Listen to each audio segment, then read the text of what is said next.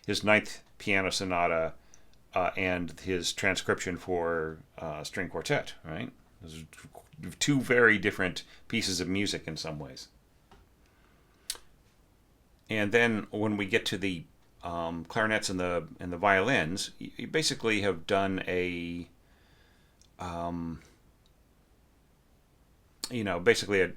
they're doing the same thing here, and the way that it's scored out, the clarinets transposing and so on. But the violins could have gone to a divisi here, and the bassoons could have supported the violas and cellos, right? And the second violins could have played this bassoon part right in here. And if it's if this is a slur with a repeated note, and this is all supposed to be incredibly smooth, maybe what you want here is just a dotted quarter, or excuse me, a dotted half note, right? Or maybe you want like another portato, right? Like slurs over tenuto marks, right? And the same thing here. Anyways, the wrong direction stems are kind of bugging me again. I don't know why that is. Maybe this is something you need to edit more when you are doing things like this, these entries and so on. But I mean, okay, all that aside, all my nitpicking aside, I still think this is a very strong entry and is hugely fun to look at. And I think that like you are going off like what makes sense to you in terms of like the mood, right, and the color. And I think that that's really commendable. It doesn't mean that everything about this entry is perfect or anything by any means, but it really bodes well for me. I mean, I would almost rather see something that has quite a few notation errors and engraving errors and so on, but the sense of the music is just really, really convincing, right? And that's what I felt with this. Even though there's a few things that need some work, right? But yeah, strong entry and really enjoying looking at it. And it's helping me keep my momentum up. Can I do all of these? Can I evaluate all of these entries today? I don't know. We'll just see, right? So let's find out in the next entry. And thank you so much, Johnny, and thank you so much for your patience.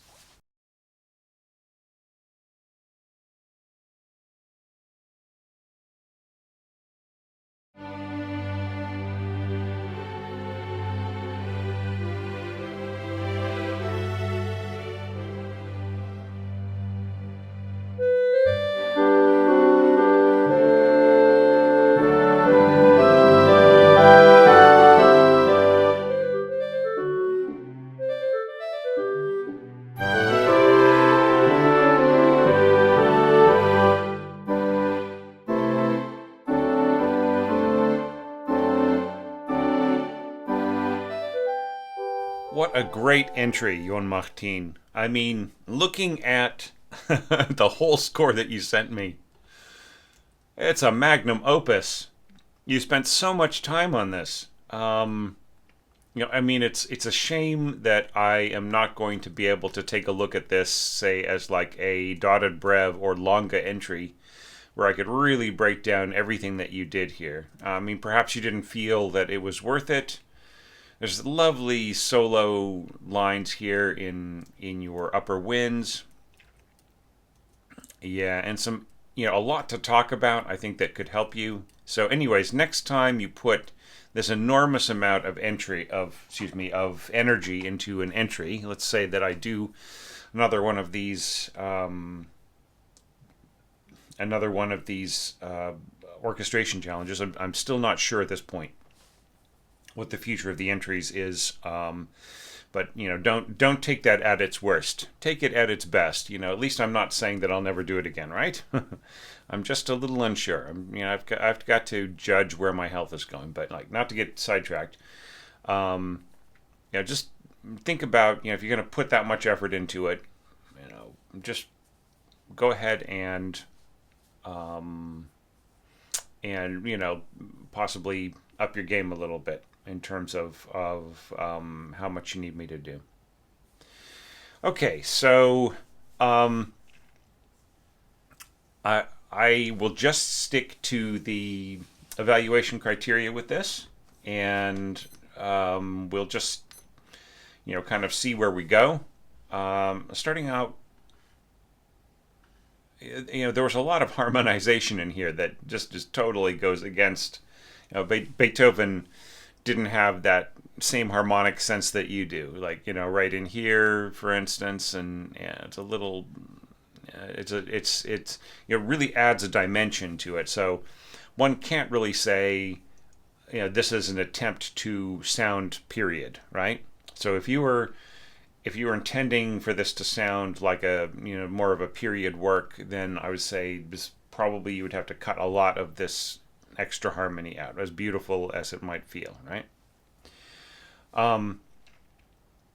The next issue is the way that it really feels like a clarinet solo piece, and then yet the solo part kind of absorbs back into a tutti part and so on, and yeah. This is kind of not really necessary. Once the players will realize that they're going into a tutti.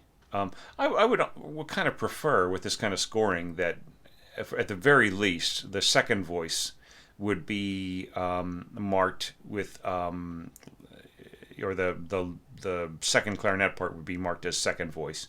So a couple of rests here in second voice, and then then split off from one another, and then here they could join together. But especially like coming off of a solo part, right? I mean, it just makes more sense.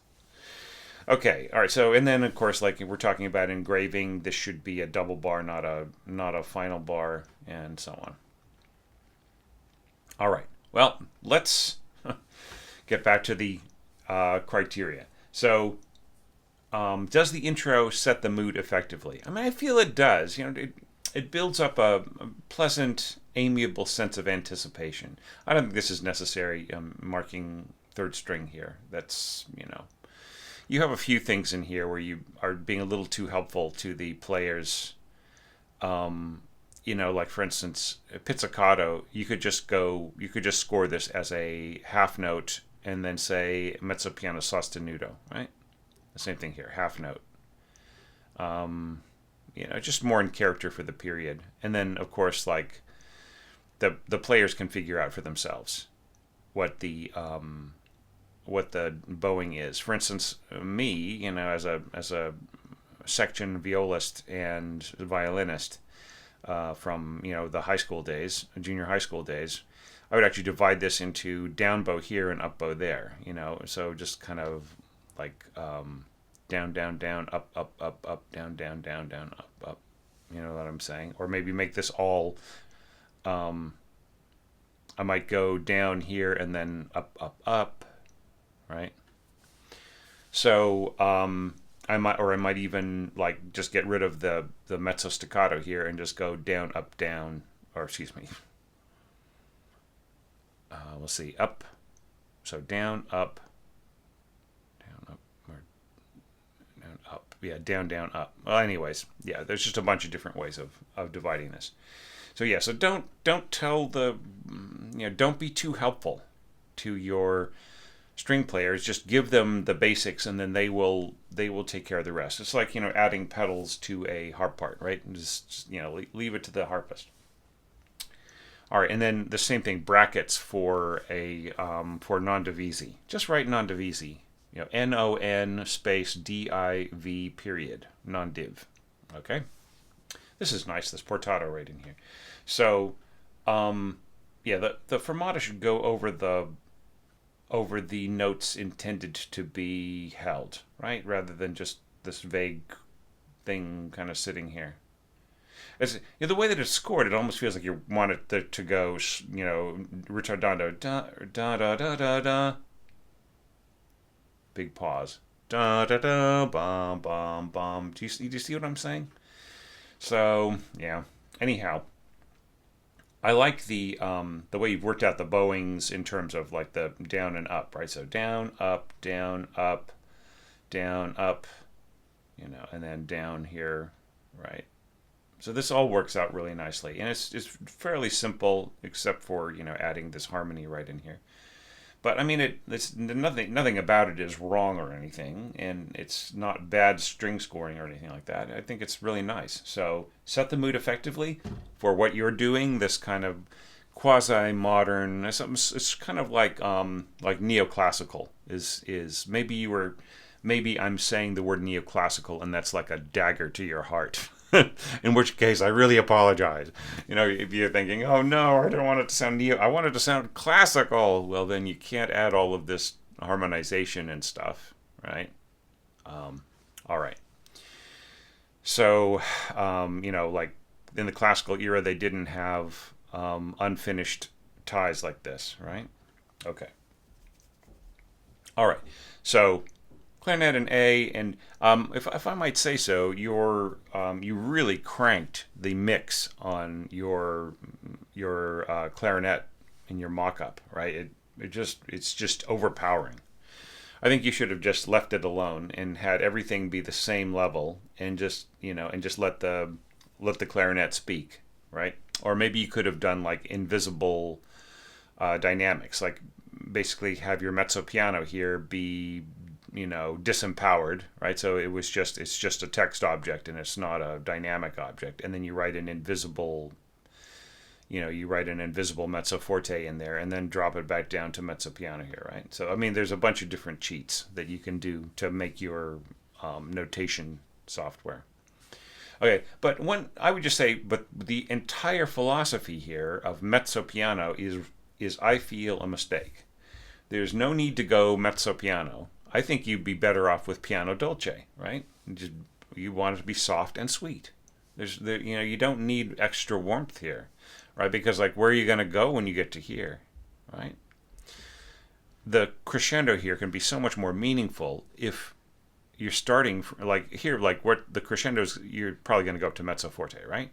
What if you started from piano and then went up to mezzo forte here? Right? Just so much warmer, right? Because you're starting from a warmer place. This is a little strange. I think that you are putting your slurs in here because of the way that you wanted to slur this. So you made everybody slur the same way. But it just ends up being a little weird. It is okay to have situations like this where these values slur or hold to the third beat, and then you play an up-o on the fourth beat, and then but the rest of the string section is just going down, up, right? So you don't need to have everybody be so uniform. Okay. Now,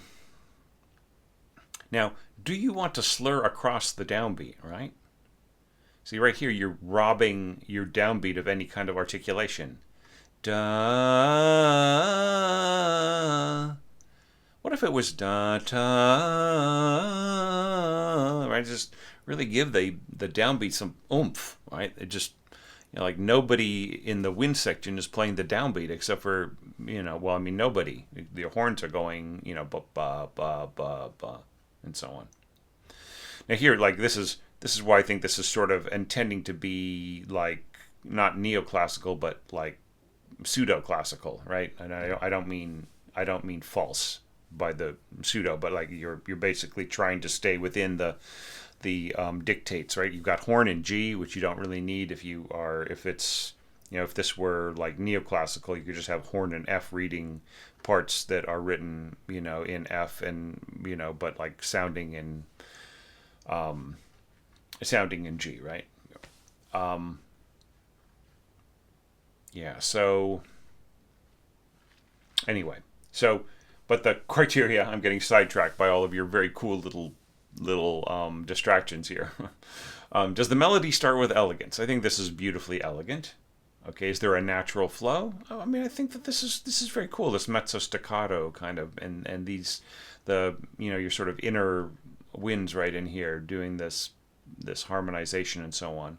See, if you have separate stems here, then it's very easy to mark out that the second player could be playing portato here, right?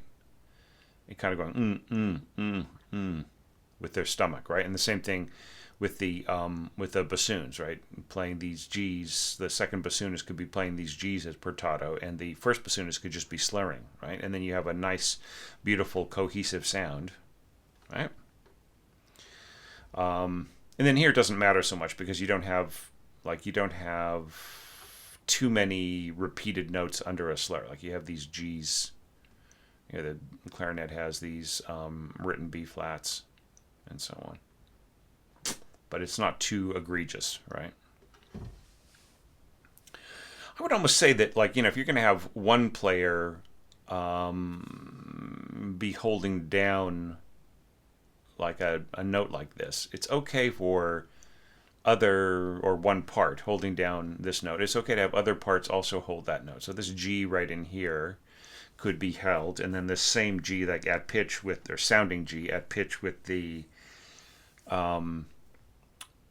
second violins could also be the same, right? And that all becomes possible if you just split the parts, right? Or not split the parts, but you know, divide the first and second part into separate stems, right?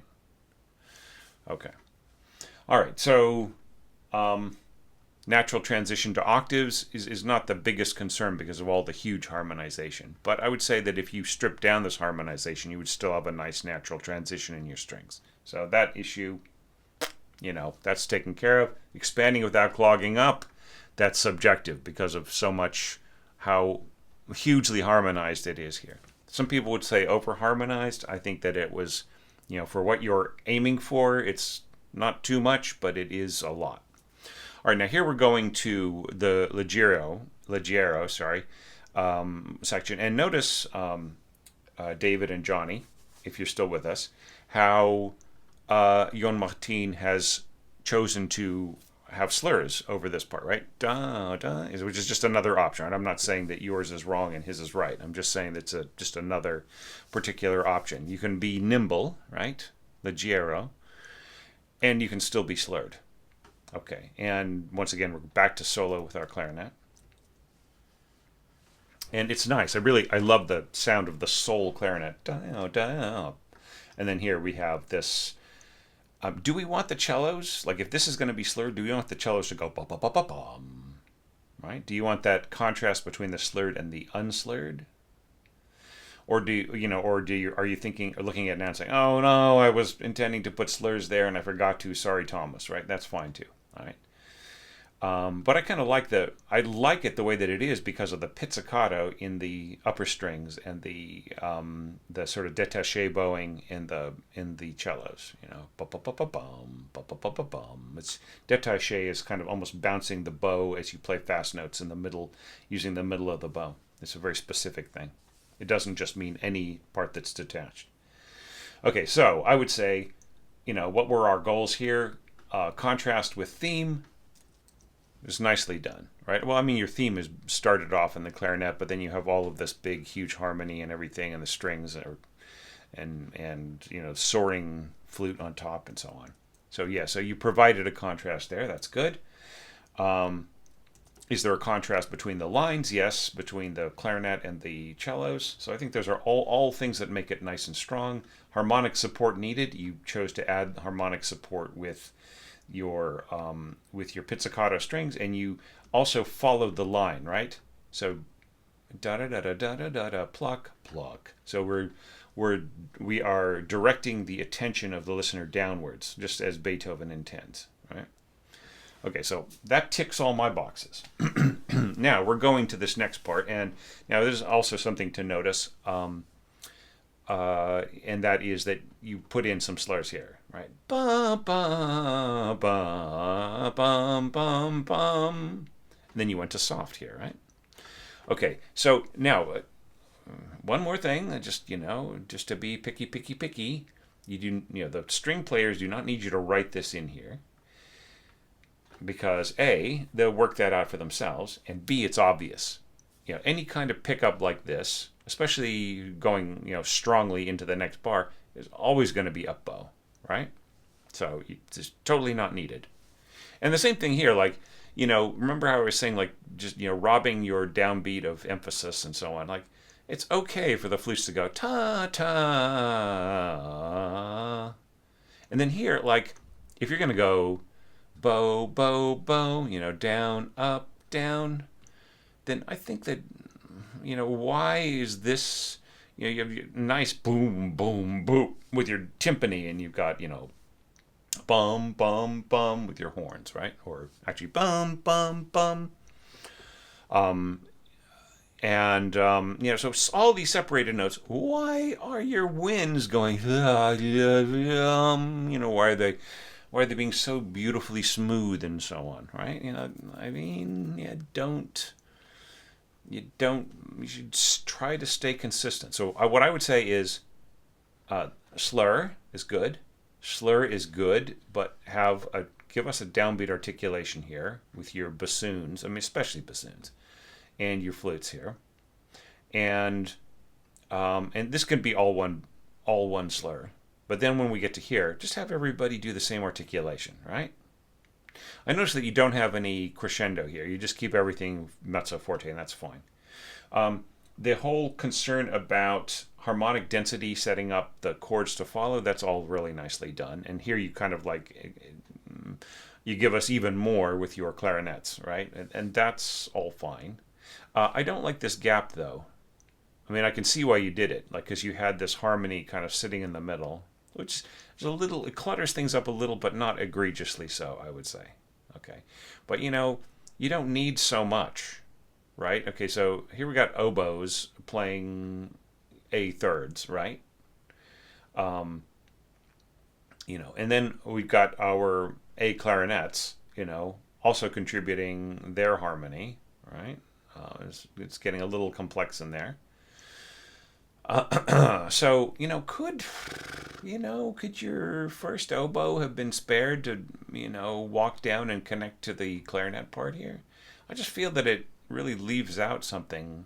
I don't know. I mean, the unison violins here are nice and strong, but then again, it makes the top part of the arrangement here very very windy, right? If you know what I mean, right? It's just it's very bright and full of winds, and not as kind of coherent with the strings and everything else, right?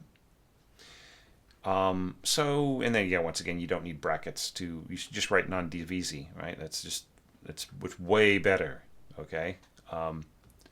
Even in modern works, non-divisi, right? That is the standard.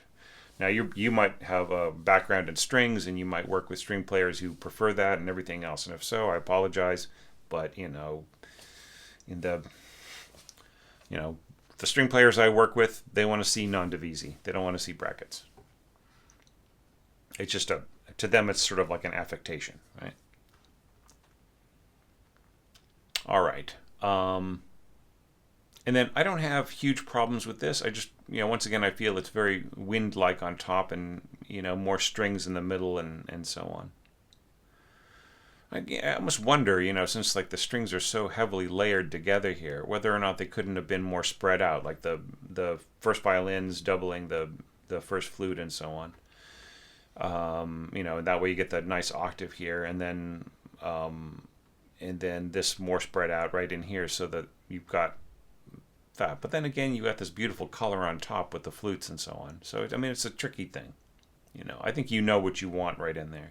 And I love the way that the clarinet comes in here, and that would have, of course, provided many things for me to talk about. And I really love the way that you managed this, both notationally and in your mock-up. I thought that was really well done. Just like horns kind of, doing their thing in here. So I think I've gotten entries from you in the past. I think this is one of your best, and I just really enjoyed looking at this, and I think it's a really strong entry, and just very exciting. It's I'm looking at these first three entries and just thinking each one of them has had something very special about it, and very very different from each other, right? And spending a lot of time thinking about color, and the personality of the orchestrator is sort of starting to emerge, right? That's what's so exciting. It isn't just copy paste kind of hell, right?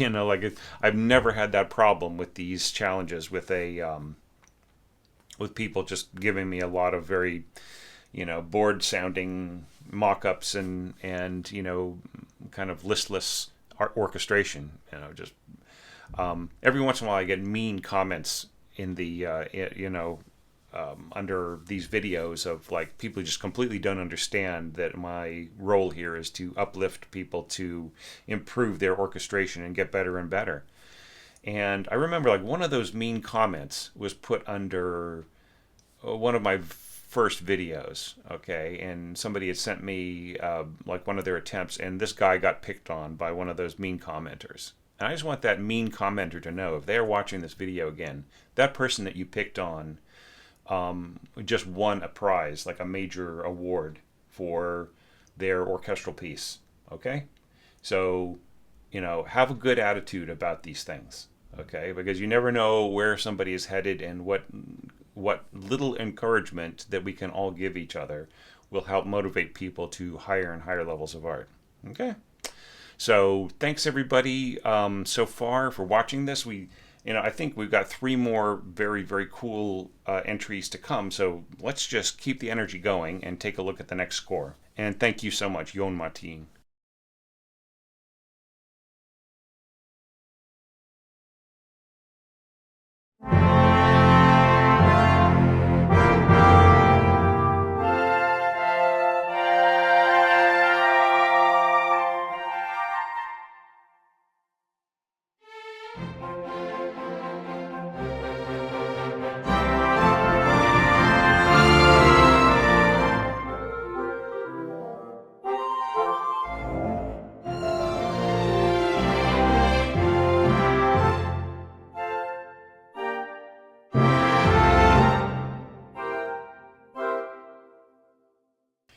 All right, Ivy. That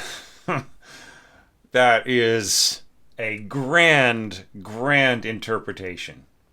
I think you have a couple of things fighting with each other. I think you might have started off like kind of maybe interpreting this as kind of like late classical, early romantic, right? Like horns and C basso, for instance, and maybe kind of going for more of a Berlioz vibe, right? Like that's what I really get from this.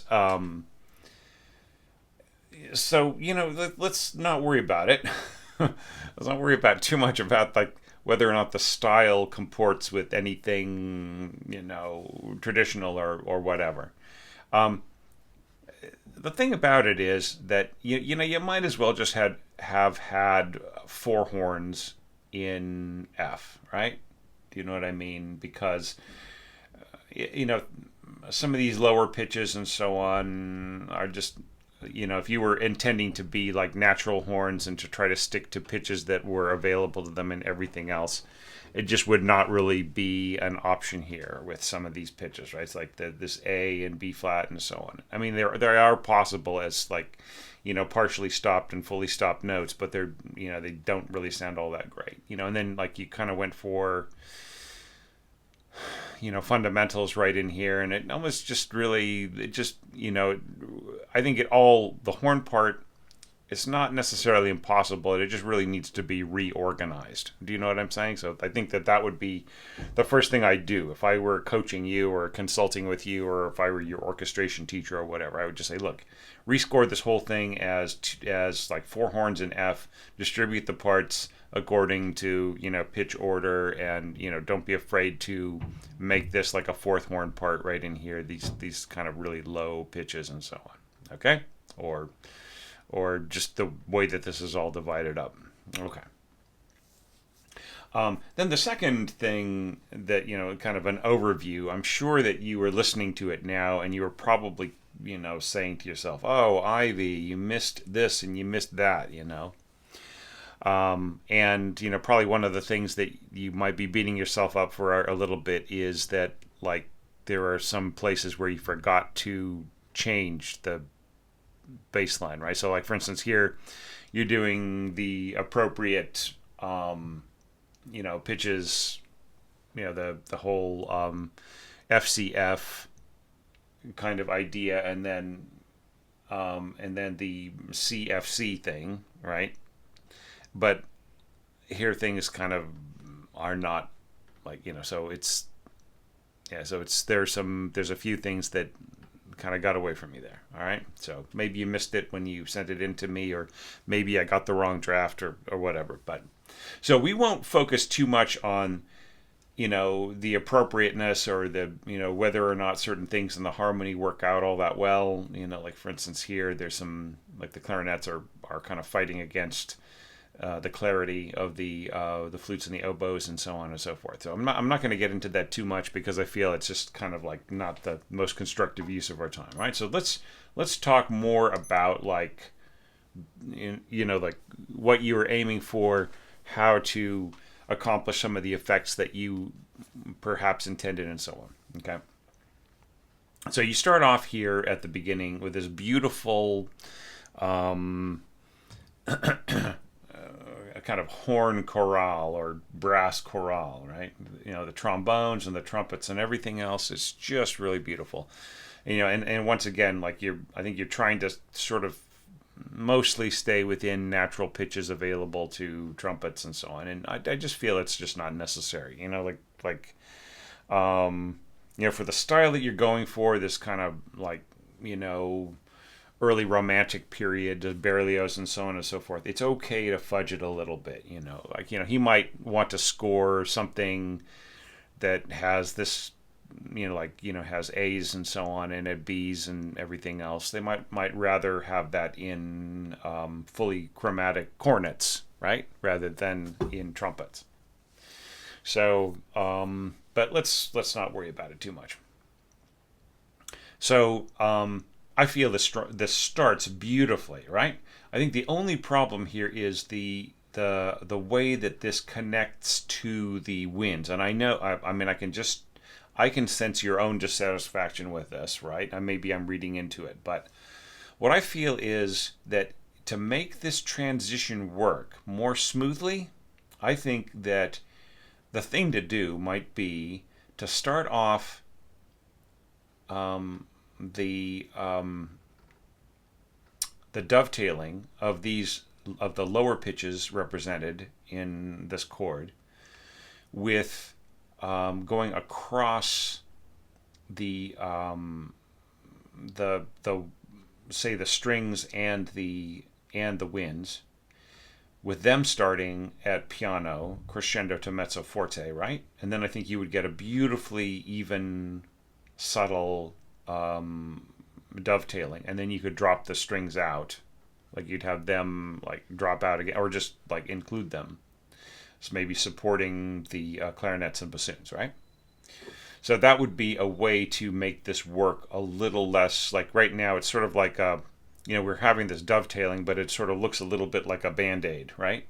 As opposed to a graft of, say you have this very tough rootstock, of a traditional climbing rose or bush rose, and then you have like this new cultivar that's been grafted on top of it, right? This lovely radiant kind of jewel-like scoring on top, right?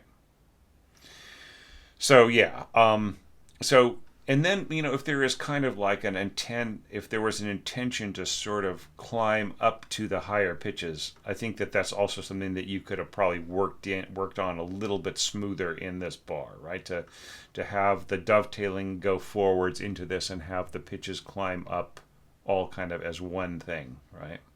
So so you get that change of color, right? So I think that's the what are lessons that you can learn from this? That would be one that I would sort of suggest, right? Because obviously you've got this powerful imagination and this wonderful curiosity, and just once again, listening to how original each one of the approaches are for these entries, just makes me all the more regretful about the way my health has kept me from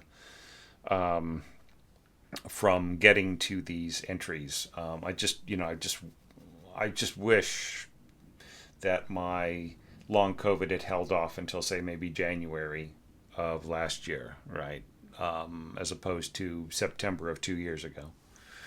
So I could have finished all of these entries and just had the benefit of seeing everybody's vivid imagination and talent and everything else. So, did the intro set the mood effectively? He says after 4.5 minutes of talking about it. I think it did, or it does, but this needs to be worked on a little bit. All right. Okay. All right. So now the next question is melody starting with elegance. Okay. Ba-da-da-da-da. You do not need any of these. You probably have been listening to the other, like me, very mildly scolding previous entries about not giving the string players any guidance on this. They can work it out for themselves. They know that this is, any slur, any note that is on the upbeat going into a downbeat on the next bar for a string player is going to be an up bow. It's just the way that it happens. You don't need to tell them, right? Okay. So yeah, just lose all these and don't put them in scores anymore unless you are working with very, very beginning players and you are their teacher, right? And you're taking personal responsibility for those markings. Or if you are creating a string arrangement for young players and you are a string player and you know which marks to put in there, right? So just really avoid them. Okay. So does the melody start with elegance? Yes. It's just kind of nice. It's a little low, like I worry a little bit about these repeating clarinets sort of obtruding into the sound picture a bit, right? Like I would possibly want to put these clarinets and bassoons down at pianissimo, right?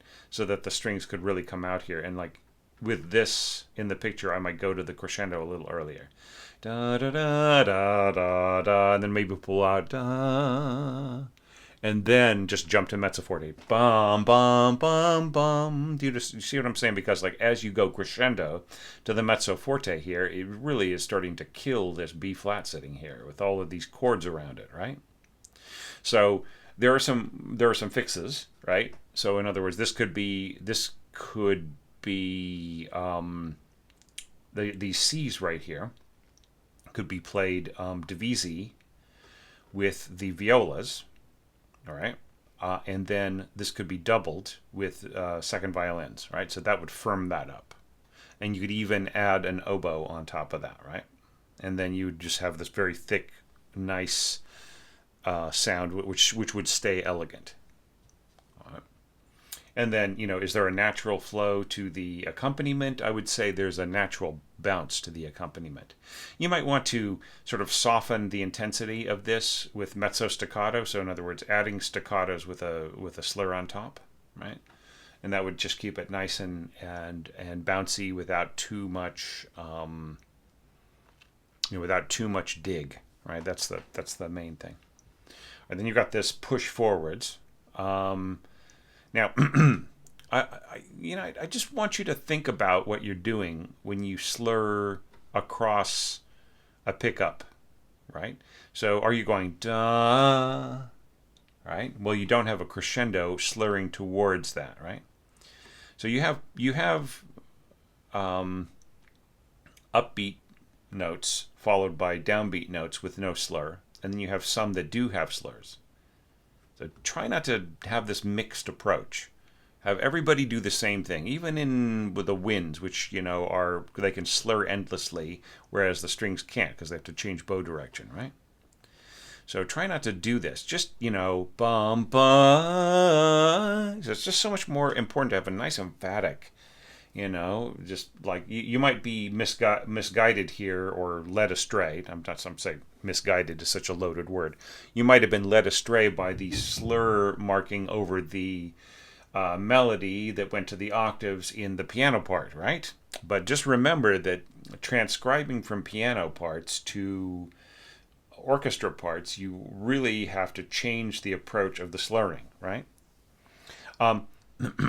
This is kind of an interesting thing that you're doing here. Da da da da. I mean, that's a very cool kind of a thing, and it sort of, it adds this kind of searching quality to it. So I think if you're going to do that, I think you should underline it in the winds as well, right? So and your brass right in here, and that will the uniformity I think will make a a stronger statement. I like the destination dynamic in the middle, going down to mezzo piano. It's very specific, and I think it works really, really well with what you've got in here. And like expanding without clogging up, right? Well, okay, you wanted to go grand here, and you did, and you actually scored it pretty well. So I will not subtract a point. There are no points here, but I will not, try to correct you on that. I think that the expansion is really nice and it feels very natural. There are a couple little errors here and there, but I'm not going to go into it too much. All right. I think there was this one thing that caught my, now I'm forgetting it. Oh yeah. Okay. So it's, I think right here with the second bassoon, I think that needs to be supported in the double bass more than you need the double bass to imitate what's going on with the cellos an octave lower, right? I just think that works better. So maybe get out your file, turn this into a second bassoon doubling the line, and then listen to it and see what you think, right? Maybe you'll say, oh, Thomas, my original idea was way better. But still, putting this E underneath going up to an F when you have this C jumping down to an F here. Yeah, I mean, it just feels weird. Do you know what I mean? Maybe I think that this approach right in here might have, it just doesn't quite feel natural right in here. And also the slurring across the, into the downbeat. So yeah, and then you have a lot of notes that have slurs over them that are repeated notes, and you have a lot of things where I don't know if you're going a due, right, or it's a single note intended on the instrument or whatever. So that would all need to be worked out, right? So anyhow, all right, so that's just a little bit of guidance for you there. Now, I love how you go down to mezzo piano and then you start piano, very simple, right? Does it contrast with the theme? It does, because this is the first time the clarinet has spoken as as its own thing. And I really love the distribution of the parts, like the contrast between the lines, right? You were going clarinet trading off to bassoon, flute trading off to contrabassoon. It's like we're getting farther and farther apart. Did you feel the need to add harmonic support? You did, and I feel in tasteful ways, the conductor might be asking the horn player to just really tone it down here, like pianissimo here and mezzo piano there. So you might want to head them off a little bit by adding that yourself, right? Yeah, and I would, like with the bassoons, I wouldn't want them to slur from this B flat down to that B flat or this A down to that A. I would want them to go da ta, right? So just have them let go and then articulate this separately, right? That's more. I mean, they'll do that anyway, so you might as well just notate it that way. Okay, and now for da da da da da da da, and like here you just slur the whole thing. I think you need to slur, like if you're going to go da da da ta, then your melody instrument should also do that ta da ta ta. So you're saying like slur this entire thing with an up bow. And I mean, even though that would be great for the whole energy of the bow, once again, you need to leave that up to the players, right? So I think slurring, just slur the pickup uniformly, and same thing in your horns, just have them go ta, ta, right? Rather than ta, and so on. Like it's sort of more foghorn-like when you do it that way. Right, and especially hard on the second horn player right in here, starting the octave and then coming down, and it's just weird. All right, so just have that, like all the horn players in the audience are saying, I can do that. Well, I'm trying to save you the hassle of not having to do that someday, right? Okay, so this is better off as its own notes, and then start the slur here, is what I would say. Okay, and then same thing here. Just slur the downbeat, or the upbeat all the way across all the instruments, and then have everybody start here with the articulation. Ta ta, and then I would say start another slur here. Ta, right, which emphasizes the middle of the bar, which I think helps. I mean, you kept it very, very simple here. my whole question, emphatic color of line. How can you beat strings and octaves? And then also, like, you kept the harmonic density very, very simple, right? And then you've got the inner harmony of the horns right in here, pushing forwards, and so, and then you just suddenly drop down to mezzo piano, and then you have these contrasts of color, which I think is very, very nice. I'm not sure if you need the swell in the middle, but if you hear it at that as being something correct, then you should do it.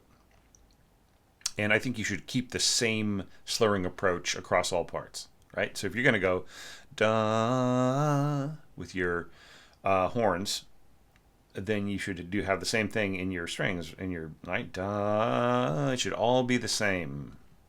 And I think I would make these into portato, right? So slur over tenuto marked notes. So they're going and the same thing here, coming from the gut in the trombone. Sorry, I sang this wrong. It's the brain fog. I blame everything on my ailments. So yeah. And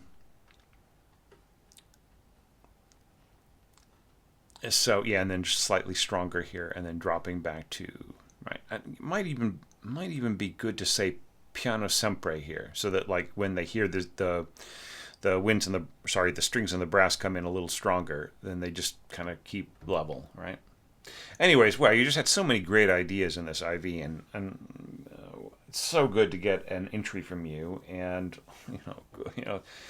once again, the quality of imagination and the amount of dedication that people put into these entries, it just makes me feel like such a heel for taking so long to get to them, or for but like, what can you do? It's like, I can't say like, oh, everything's my fault because I got sick. I mean, that doesn't help me either, right? So all I can do is just sort of express my regret, that I had to put some of this off for so long. And I really hope, Ivy, that like this did not affect your progress as an artist at all, or anybody else who contributed to this. I hope that you guys kept going with your orchestration experiments and your composing, and even though like the world is just really tough right now and people are being jerks and it's people just wonder how they're going to make it and so on, keep the art going. This kind of is more of a message for the end of the video, so I'll just shut up about it now. But I just hope, with everybody's talents that I'm seeing in this video, that you guys have been keeping yours going, right? Just like we can't lose people. Like I'm thinking about losing my friend Erica, and her, her great contribution. I mean, and she was like barely trying, I could tell with her last entry. She did a great job, but like I knew she just had so much depth in her as a musician and so on. So anyway, I shouldn't get so personal with this, but I just, I'm just so happy to be seeing such great entries and to be back doing this. So I don't know how much I can keep this up. I might only be able to do like, a few here and a few there, but if there's any way to get everything finished by the end of the year, I will try. So all right, so now we've got 2 more to go, so let's look at the next one. And thank you so much, Ivy.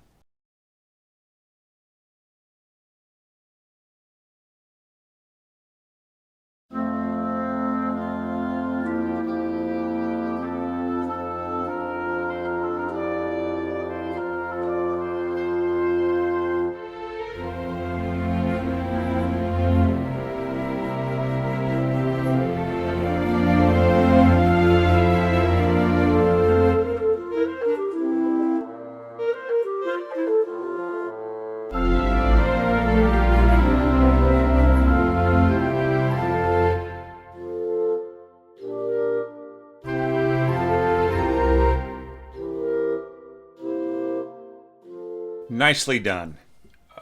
I feel that this is also a very, very strong entry, not just for this particular collection, which is all pretty strong in terms of expression and vision and personality and so on, but also just strong in terms of the scope of the entire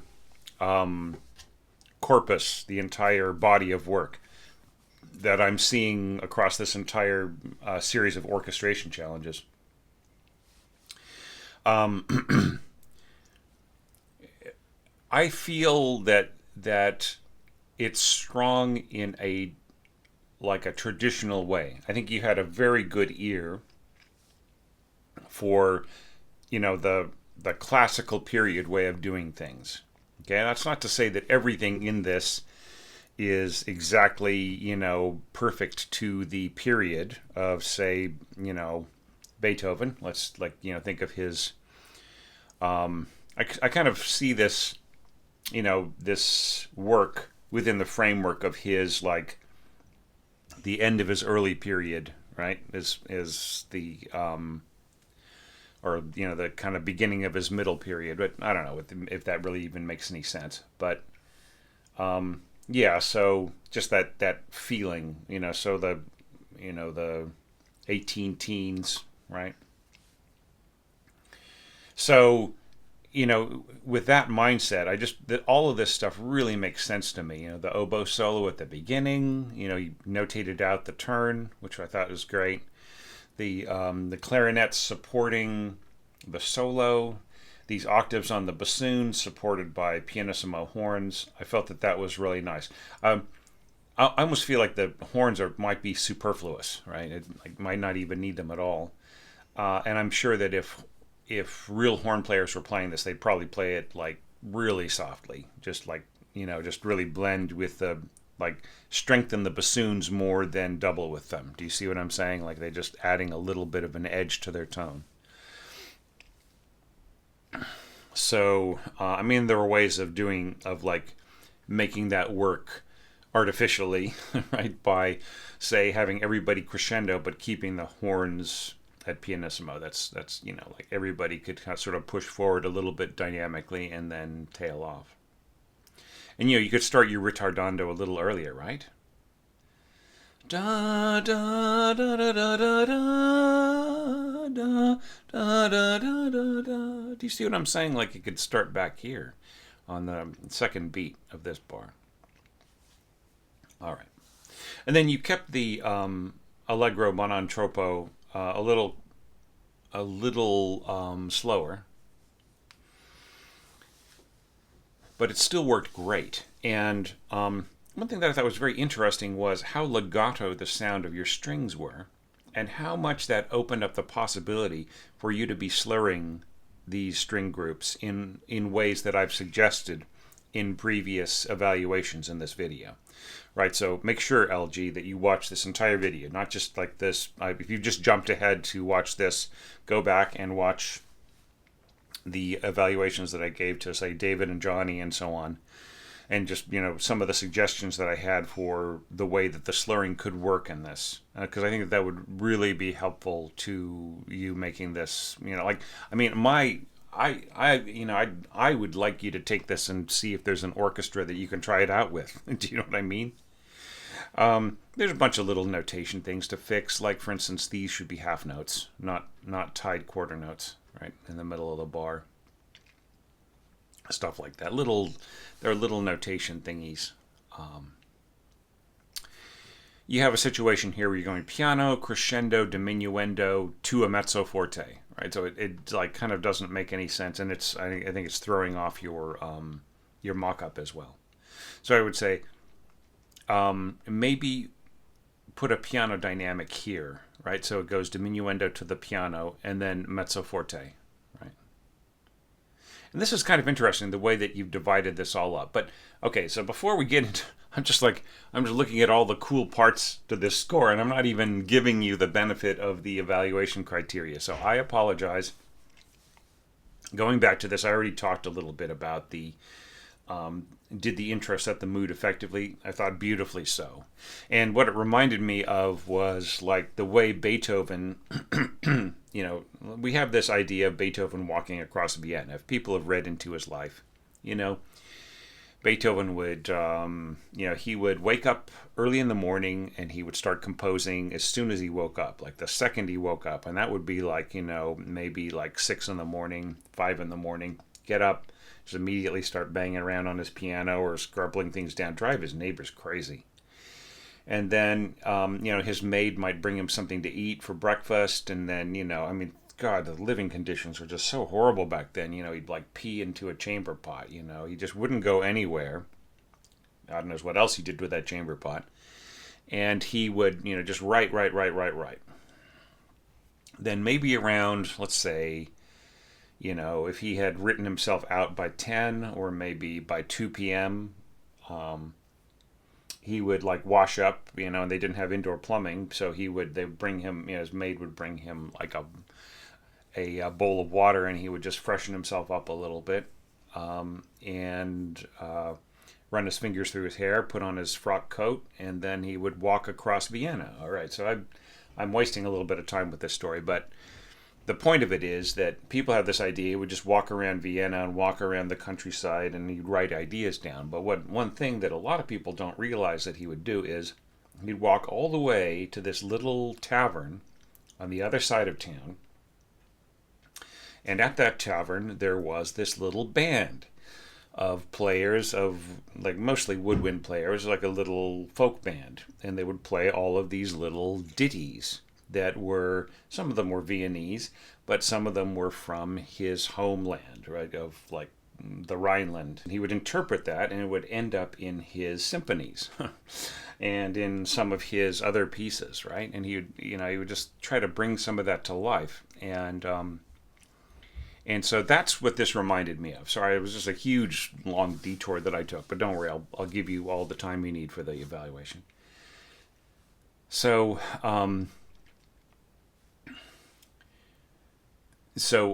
I thought in that context, that part of Beethoven, if that explains something about his character, maybe you already knew that, right? But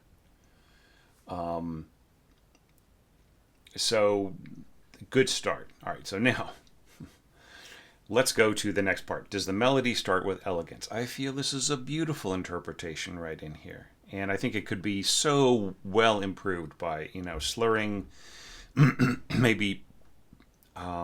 By the half bar, right? Up, down, up, down, up, down, up, down. Just in terms of how you put the slurs in here. You don't have to put the actual bowing marks, but just put the slurs in so that that's how their bows would follow the slurs, right? So I just felt that it's beautifully scored for the winds. It's wonderful the way that you manage the harmony in the middle. I just feel it's just almost heartbreakingly beautiful right in here, what you accomplished.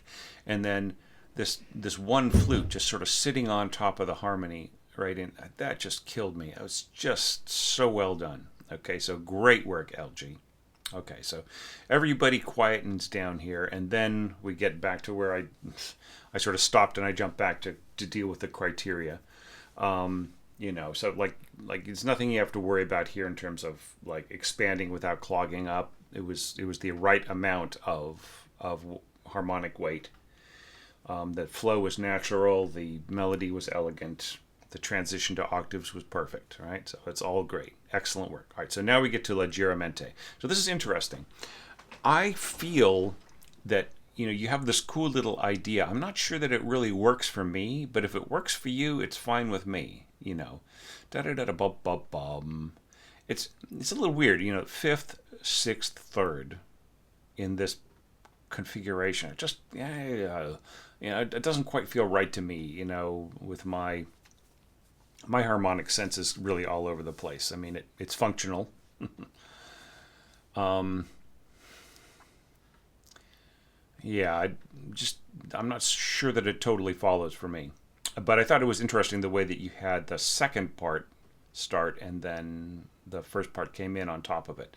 And I would say that it's probably better in terms of like the abilities of the player and their roles. It's really better if the first plays all of the melodic parts here, and then the second, just all they have to do is just this little thing underneath, right? And you might think, well, what does that do for the second player? Why am I taking that away from them? And it's just really better for them to focus, on the specific parts that take specific roles. It's just always the strongest solution. All right.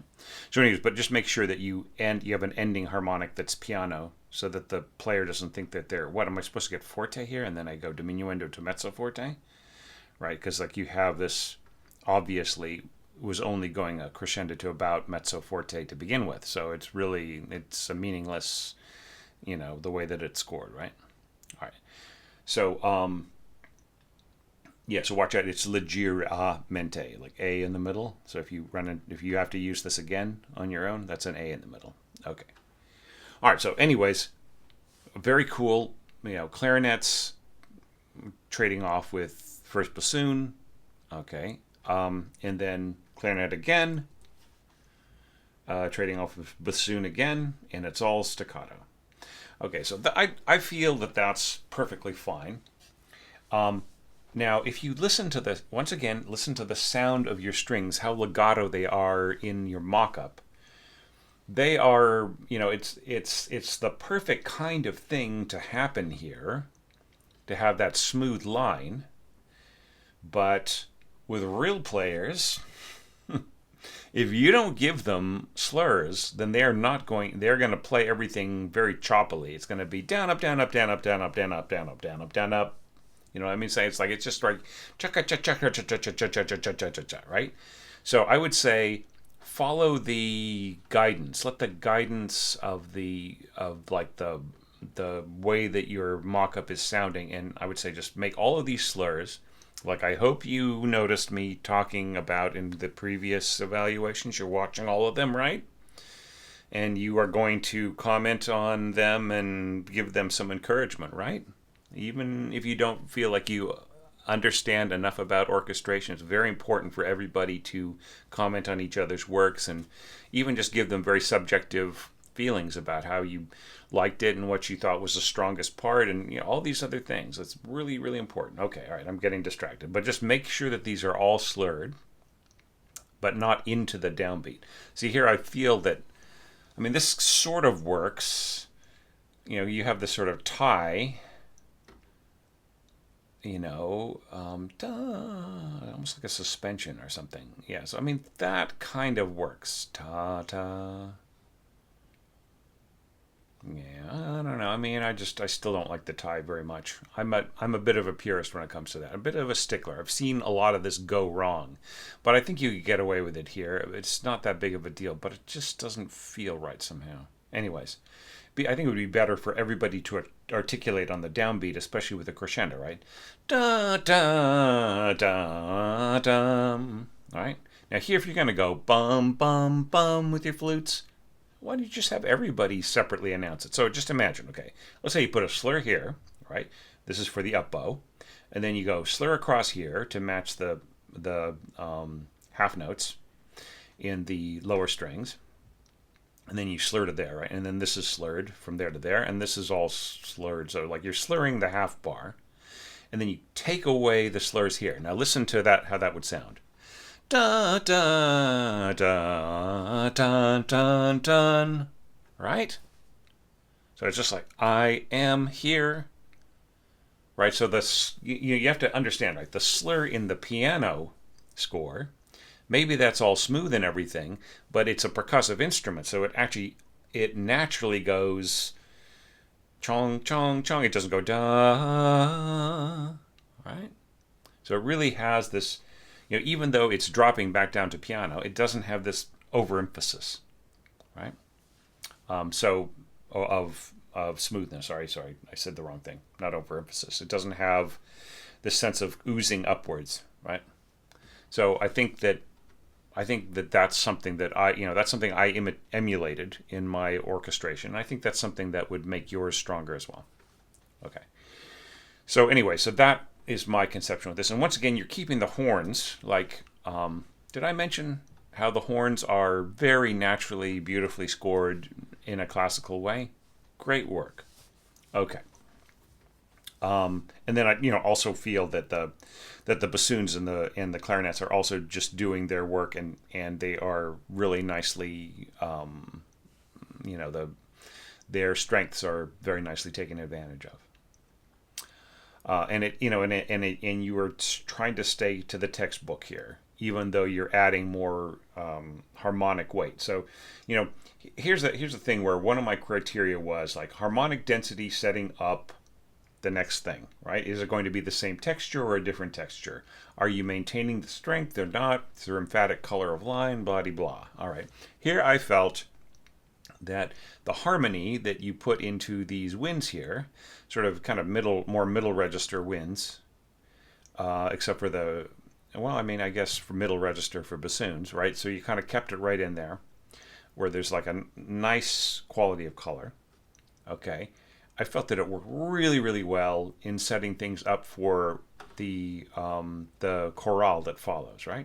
And then all you do is just drop down to clarinets and bassoons, and you just let the mass of the instruments do all the work, and you don't need to do any contrasts of dynamics, right? You don't have to go, mezzo forte piano, right? It just all does the work for you. So I thought that those are all really good. Perhaps they were instinctive, perhaps they were well thought out, I don't know, but whatever it was, I think you did a really great job with this score. Okay, so this would be the time where I would say, hey, make sure that you send me one for the next challenge. And just like I mentioned before, I'm not sure when and if that is going to happen just because of my health. Look at this, long COVID never goes away and gets worse. I mean, how can I sit here and promise that there's going to be another orchestration challenge? But it just gives me so much back.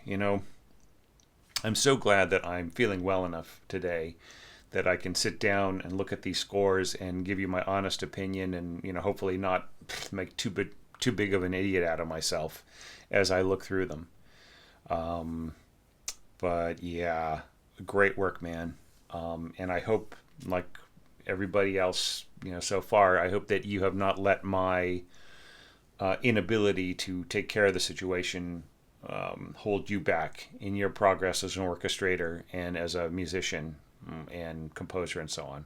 I hope that you've pursued that. All right. Okay, so there's only one more score to go. Thank you, LG. Let's take a look at the very last score now.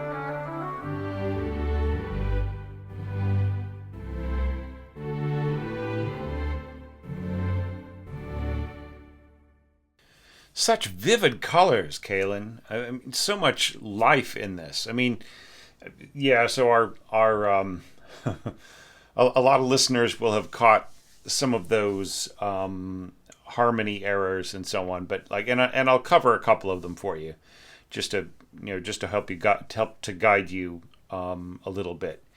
But I mean, all that aside, I think you have just like a wonderful sense of poise here and restraint, I would say, and that makes it feel more authentic to me. You know what I mean? So if you were stricter to, if you fix some of the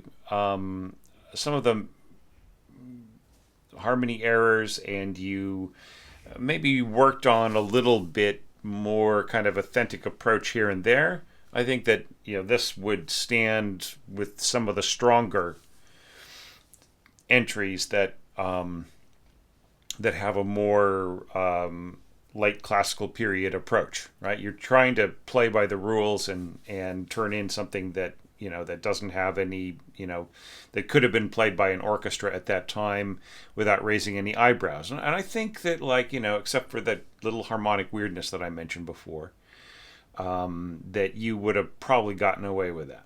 All right.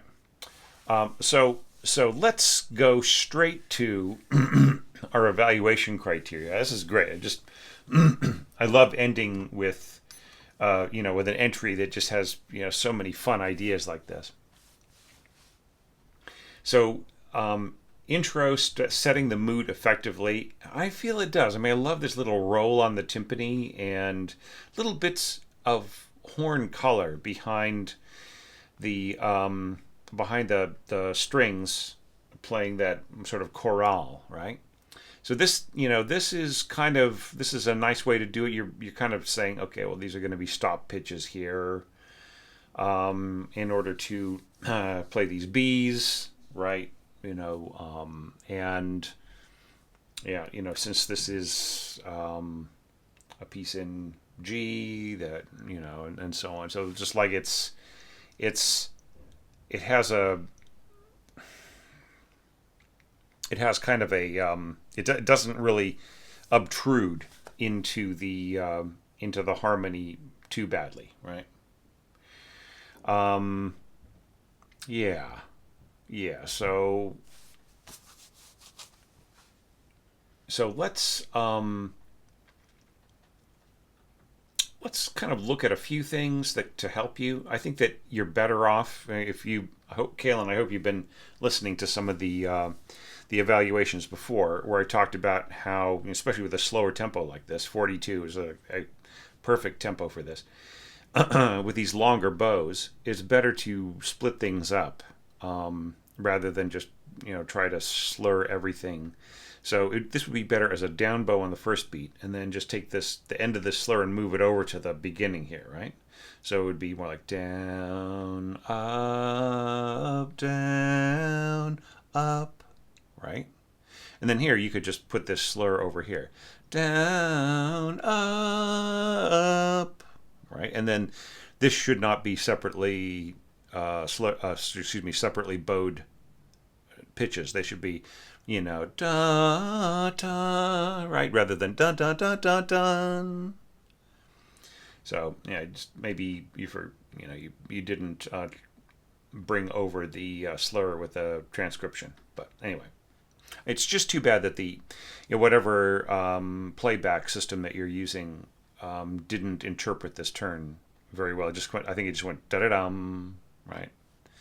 So yeah. Anyway, this is one of the reasons why I always want to listen to the mock-up, and what's really, really helpful. I'm really glad that almost everybody turns in a mock-up on these challenges, because I really want to hear what my orchestrators are hearing through their notation application, right? Just like, what does the playback sound like, so that I can help guide them in a case like this. So in the case of whatever you're using right here, it did not interpret this correctly, right? It should be da da da da da dum, right? Rather than da da dum dum bum ba da da da dum.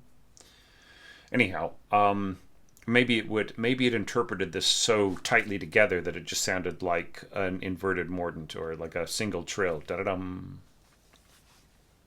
Okay, well, anyways, did this set the mood effectively? Yes. No problems there. Nice, perfectly acceptable natural horn scoring.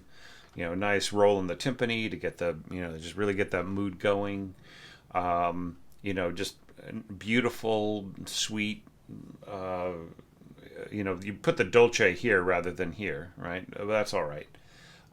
So I feel this opens out really, really nicely. I mean, it really does feel period. So, I mean, good work here, Kaelin. So now the next thing is like, does the melody start with elegance? I think it's very cool the way that you go da da dum with both like in octaves, and then you just turn the second violin part into these little rotating broken patterns. So is that a natural flow? Yes, it is beautiful. And then like this little double bass on the bottom and so on. So you keep it very simple. You might want to like right in here. I obviously sort of pieced these pages together, right? So this looks like it's supposed to be this, but it actually was originally intended to be one long slur. So I feel that's a mistake. It's better for you to go. So this would be an up bow, right? You don't mark it, but it's just, you would just perceive it as such as a player. So just one slur from here to there, and then this would start on the downbeat, right? Da da, right? And then from here, you could have it cover the entire bar, or you could divide it up. I would say, since you're slurring by the beam group here, just do the same thing with your melody. So up, down, right? And it just all locks together and has a very beautiful regularity to it, which you want for this kind of, sonata allegro, right? You just of that period. You want everything to be very, not mechanical, but you want it to be regular in terms of it just should really invite the listener in. So, natural flow, yes. Melody starting with elegance, yes. If you can just break this right here, okay, like it sort of is with me piecing it together. Okay, so now here we start to get into some weirdness. Okay, now here you're slurring across the downbeat, like basically just using or slurring across the upbeat. You're using the piano type slurring, right? So just seriously, like, I don't know if you watched my introductory materials. Maybe you didn't pick up on some of this stuff, but really don't use piano type slurring on string instruments and winds. Don't use slurs, especially where they slur from a pickup, right? Just really always have a really good reason if you're going to slur from a pickup. Like, say, for winds, it's not that big of a deal, but for strings, to make this all work under one bow, like they can't really dig in as hard with this crescendo or release as beautifully with the diminuendo, right? It's better for you to not have any slur on this pickup here, and then just do the same thing I suggested before. Up, down, right? That would work way, way better. And you do the same thing with the clarinets. Just basically don't slur from the pickup. Just have the players play the pickup, like just articulate it, and then articulate again on the downbeat. Ta ta. Or you could even have them go ta here again. So ta ta ta. Right? Okay. All right, so people will be sort of like already rushing to the comments and say, why didn't you talk about, and I'm going to talk about it. So here you go to a C, okay? So you might have been reading the original score, which has C sharp in the harmony here. However, you are in G, right? So what would it be, since we're going up instead of down, right? It would be a D in the harmony. However, if you liked the sound of the C, not just here but here, which once again, this works for different reasons, right? But I'm not going to get into the harmony too much. But like, if you really were going to use this kind of strange harmonic irregularity, the resolution note would be a B. Right, so if you were like you hear this harmonic effect in some scoring of that period, which resolves going down to the mediant, right? But look, go back to your file, change this to a D, and then going back to the root. It always makes the best difference. Like, because if you were to use a B here, I feel that you don't get that wonderful, like everything else that you're scoring in here just sounds so fantastic. And it's meant to sit against the root, right? Not the mediant. Now here you're really digging high with your, or reaching high with your cellos, right? So I would actually just drop in tenor clef right here from here to there. It's not that the cellist can't read all the way up to G or whatever. It's just more natural, and it sets everything in the context of tenor clef, right? So this is a tenor register passage, and they'll feel a lot more natural playing it as such. And of course, unison with second violins and so on makes a lot more sense. Okay. However, I would say that since you have this unison going on here, if there's any other thing that you want the second violins to do, any other role that, kind of continues this on or continues some sort of patterns or whatever, you can have them do it. And in fact, the second violins, could be playing the viola part for all that matters, because it doesn't, they can go all the way down to this G, right? And the violas could be doing something else, like maybe doing something lower, right? That kind of takes over for the cello, like relinquishing its position, right? So there are a bunch of options that you did not consider here, but it's all right. I really love the way the clarinets double the melody, and like you keep it really simple and effective, and I really, really like it. I just don't like this C, right? And a lot of people in the comments probably won't either. Okay. Yeah, so it's just, so in other words, like you're inverting the seventh, right? You're putting the C on the bottom of the D7, right? So that's why I would say resolving to a B, right, is the way that you usually deal with that. Okay, so now speaking of weird harmony, we're getting into this next thing. Okay, so once again you have to think of functions. Da da da da da da da da dum, right? So da da da dum, right? So da da da dum. This is in the key as you're starting off from the tonic, right? So you wouldn't want to start from the fourth step of the scale, right? So it's just that's why it sort of sounds wrong to you.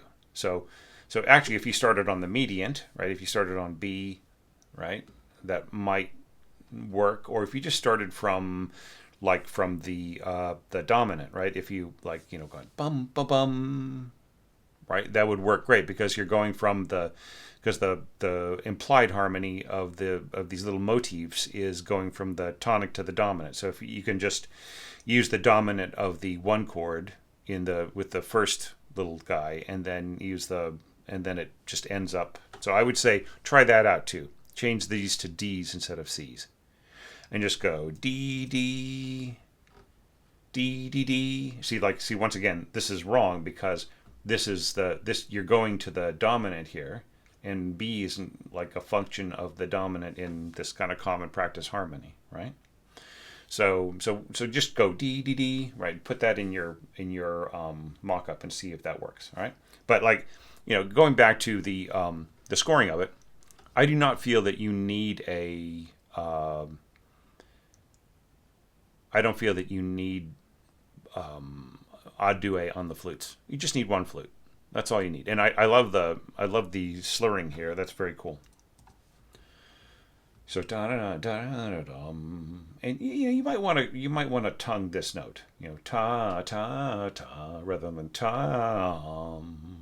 That's just a personal choice whether or not this has enough emphasis, and maybe tonguing it helps to match up with the bassoon. Bum bum bum bum. I like this little slur and then staccato. That's kind of nice. And the pizzicato in the violins.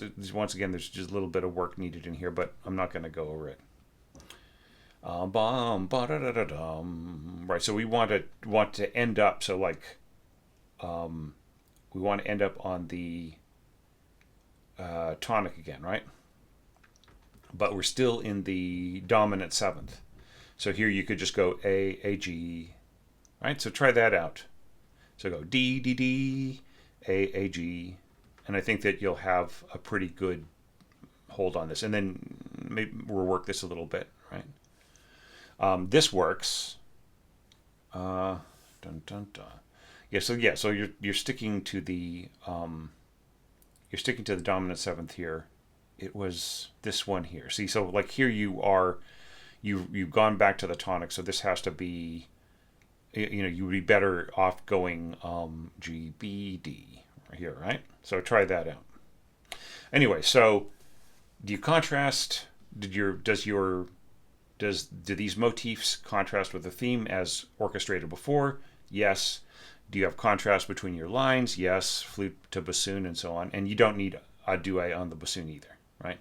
All you need is just a single bassoon. It'll be much, much clearer. And then you kind of go back and forth here. You add harmonic support. If you change it the way that I suggest, you'll be going back to common practice harmony rather than kind of, it's not necessarily exploratory harmony or changing around. It just kind of sounds wrong, right? So those are ways to fix it and make it sound right. Now here, I kind of like this first few notes of flute, dovetailing or starting with the oboe and then and dropping out. But here, once again, you don't need a duet. The sound of a single oboe right here will be absolutely beautiful. And I like da da da. That is really very cool. I like putting the tonguing right here. Okay, you have to be really aware of the oboist slurring down to the C sharp and coming back. It's doable. A good oboist will have no problem with it at all. Semi-pro oboist, not so great. Okay, occasional player, not good at all. Okay, so it takes some, takes a good read and some practice and some, and just, like it's a good second oboe line, but I would still give it to the first. So, yeah. And then you keep it really simple here. This is something that I just have not seen in any other score, is how sparsely you score this. You just really keep it down to the most basic functions. Just cellos, ba-da-da-da, ba-da-dum, or ba-da-da-da-dum. And, and just a little bit of double bass right in here. Yeah, so very cool. Like emphatic color of line. I mean, it doesn't have to be emphatic, but it's definitely is like one of those things that I took a lot of delight from hearing. It's just the originality of it. And then, and then the cellos and the double basses setting this up to a very, very simple, the harmonic, there really isn't a lot of harmonic density in terms of like the complexity of the scoring, but it sets up these violins here. I'm not so sure that the dovetailing really works because the character is so different. I would almost want maybe say the second violins or first violins come in, da da da da da da da da da da da, and then dee ba bum, and then just maybe have the try this out on your mock-up and see if I'm right. Maybe start the first violins. I keep wanting to say second violins. Start the first violins out at piano crescendo to mezzo piano, right? Or piano or whatever, or maybe pianissimo crescendo to piano. Dovetailing into this as the oboe dies out. Put a little diminuendo here and see if the seam there is a little bit more seamless. All right, and then this is all very, very cool. I would want this as divisi myself. I mean, it's actually very simple, but then, yeah, I guess this is all pretty simple. I mean, if you wanted to, you could go non-divisi with all of this. Yeah, and then so I just mark non-divisi. My mistake. Okay, and then we have one more error here. Okay, and here's what's tripping people up is you start off, it looks like you're going tonic, dominant, tonic, but it's really, you're just playing over, it's like this is the dominant of the, so G, tonic, D, dominant, and then G, tonic again, right? Okay, but this is really tripping people up. They go to the dominant and they think, okay, well, I should just do everything as before. I should write this out as an octave and a fifth, right? So, going down a fourth and down a fifth to the tonic again, right? But that's not how this works, right? It's dominant, tonic, dominant, right? So you can't put an A there. It has to be a G, right? So change this to G, all right? So I'm telling you to do all these things to your mock-up. So just, these are little easy fixes, right? So this should be a G, right? So in other words, you look at this and you've got a G third here and a B third here. So why is this an A in the bass, right? You must have heard that mistake, right? I like these nice simple strokes on the timpani. I like the just like, we don't need to have any kind of contrast between the different parts in terms of dynamics because of the way that you've scored it. But I would definitely come back to, like, here you got a piano, and then I would mark piano again here just to make sure we're all together as we come out of this, right? But once again, try going diminuendo here to pianissimo, and then starting maybe pianissimo here on that last D triplet, crescendo from a pianissimo to piano, right? And I think that'll be more seamless. All right. So anyways, wow, what a great way to end this video. Sorry for a little bit of heavy remembrance of my friend Erica, and was friend to a lot of other people who are watching this. She kept it very, very low key in the group, but she was very awesome and just had so much good advice and so many good vibes. And when you got to know her too, like on her personal feed and stuff, she had a lot of righteous things to say, and she was the absolute queen of the dad joke. It's like, she was amazing. So anyways, I'd once again like to dedicate this to my departed friend, Erica Samansky, and I want to thank everybody for all of these great entries that they sent in. Just, they are going to sit around in my memory, all week, just looking at all these cool scores and all the amazing strategies. And thanks everybody for being so patient. I have not gotten a single email from anybody getting mad at me, or I've had nothing but people being really patient and saying, look, take the time that you need, Thomas. I did not ever imagine that it would take a couple of years, and I still don't know, that if I'm going to be able to stick with this for more than, just kind of like before, just a few efforts and then kind of having to take a break again. But just cross your fingers, okay? Let's see how we go. So anyways, thanks all you wonderful viewers and you great entrants, and if you have a glass near you, raise it for Erica. All right, thanks everybody, and I'll see you again soon, hopefully with more of these evaluations, and of course more tips and score analysis and all kinds of fun goodies. All right, talk to you soon.